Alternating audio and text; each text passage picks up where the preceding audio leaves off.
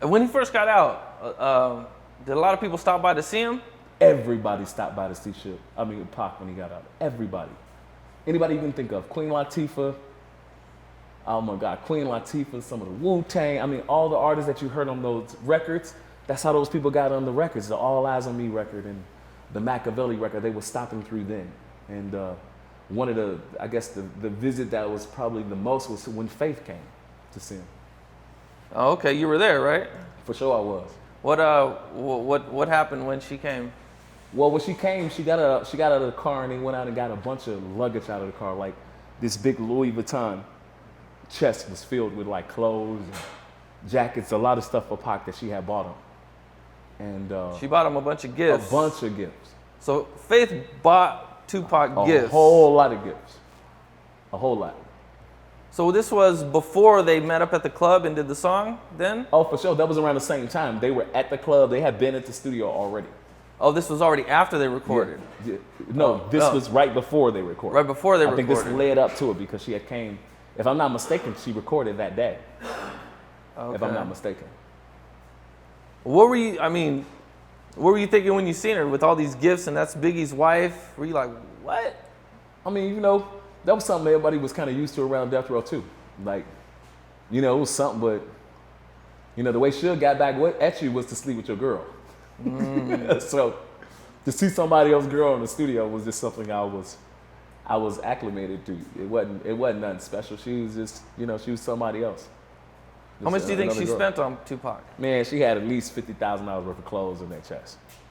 For sure. If you could think about all of the stuff that it was, the Louis Vuitton and Gucci stuff and things like that, it was at least $50,000 worth of stuff. Oh, okay. And were you there when they recorded the song? Mm-hmm. Mm-hmm. How'd that go? She like any other song. Pac go in the studio and just come with a song and you just go in and record.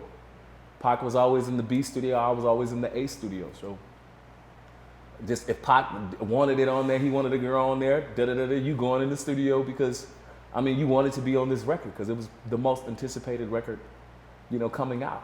And if he played it for you, it was some banging hits coming from Devontae and Dr. Dre and all those guys that put their record together. So it was a no-brainer for an artist when it came to hearing those records. I don't think at all she fought to not be on it. I think she heard it, and when she started singing them, and that's why they call you a bitch. I bet you why they. And she went in there and laid those vocals. Did Death Row ever try to get it cleared? Were they tried to get it cleared? That shit was not going on. So they had to take Miss Shaylee whack ass and put her whack ass on the vocals. But you could still hear Faith. If you listen to it, you can still hear Faith vocals on that track.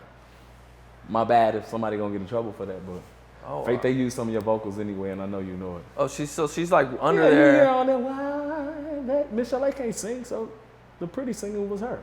Oh, that's interesting. I didn't know that. Yeah. What was Suge saying about all this? Suge messy, so he like bullshit. Like, so anything that's gonna be messy, he like that shit. I'm sure he's excited and pumping it up. Like, that was his thing. Suge is the king of messiness. Yeah, I heard he's an instigator. What? He's the biggest fucking big kid instigator, fat boy, fat head. He's an instigator for sure. Okay. Ain't you sure? So you didn't really get to hang out with Dr. Dre too much? A few times, like at a Christmas party, something I can remember, Christmas party, the studio, you would see him in there. But hanging with Dr. Dre was like, it's Dr. Dre. You hung with all of the nurses and all of the people, the RNs and, the assistants and all of that. But if you hung around Dr. Dre really is, I guess, a very conservative guy and very serious about his music. So if a lot of bullshit was going on in the studio, Dr. Dre wasn't there. So you don't think he was there for like a lot of the drama, the fights? I think that's what sent him away from Death Row. He didn't want to be a part of it. He from Compton and had done all of that shit, but Dr. Dre wanted to do music. He wanted to stay to doing music, what we were making money doing. What album was California Love supposed to be originally on? I heard it was supposed to be on Dr. Dre's upcoming album. And then they decided to put it on Tupac's album. And Dre was he mad about this? Was he cool with it? Look at the video. In the California Love video, Dre looked happy as hell to be in both, they did 2 videos. So, to hear that Dr. Dre was upset about that, you just don't know when it's rumors or when it's true. I don't believe that he was unhappy. Oh, okay. So Suge was being with, Michelle was Dre's baby mom. Yeah. And then she started being with Then she Suge started, no, you gotta say it right. She started creeping with Suge. behind Behind Dre's back. Yeah. I was there for the first creep, wasn't I, Michelle? Remember? She forgets a lot of things, so I have to remind her of things. I'm sorry. Go ahead. So what was that? How?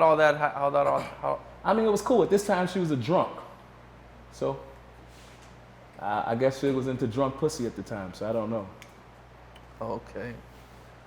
So at this point, Tupac is out in the studio working, and you guys do a show in Ohio. Yeah. And someone threw a crutch on stage? A crutch on stage. We up there doing, if you really wanna fuck with me, I'm ready. What's your phone number? Okay. And at the audience, a crutch come up on the stage. And I think Pac was like, whoever threw that crutch, if you say who threw that crutch, I'm getting $1,000, $500, whatever the number was. I'm getting his money up. And you can see 1,000 fingers pointed at this one dude in the audience. And he got snatched up. They snatched him up and the show went on. And Pac just threw some money out in the audience and they just went crazy. Okay. Yeah.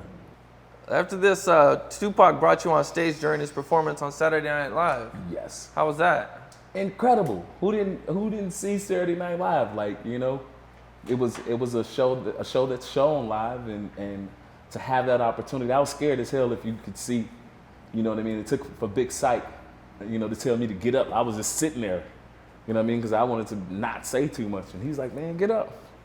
And gone. So I just got up and started singing.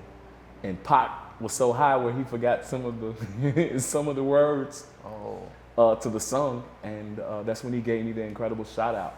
So to be 16 years old from Chicago, and to get that much love from Pac and him shining the light on me at a moment like that, I'm grateful for that. I'm so grateful, and it's a moment that I'll never forget, a moment that I appreciate, and I think it's a part of hip hop history to be able to perform on that stage where so many other great artists have been. Right. Did you guys party before or after? Yeah, anything? we always party. We was high and drunk before we did it, and after we did it, we partied. We partied like hell, man, because it was definitely a celebration, by Pac being home. Was this right after he got out? This was, yeah. So the tour and Saturday Night Live, a lot of things started ramping up for him, and a lot of promotion started happening for him. So everybody was happy because he involved them so much. He involved everybody in his record and involved them in the stuff that he was doing. Oh, okay. What was a typical day with Tupac and Suge? Man, if it wasn't studio, it was just fun, laughter, you know what I mean? Doing what we love, smoking.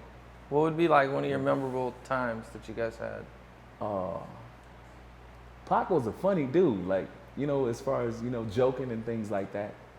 Suge is also funny. Like, being around Suge I don't know if I was more excited being around Suge than being around Pac, so to say. You got a joy out of being around Suge.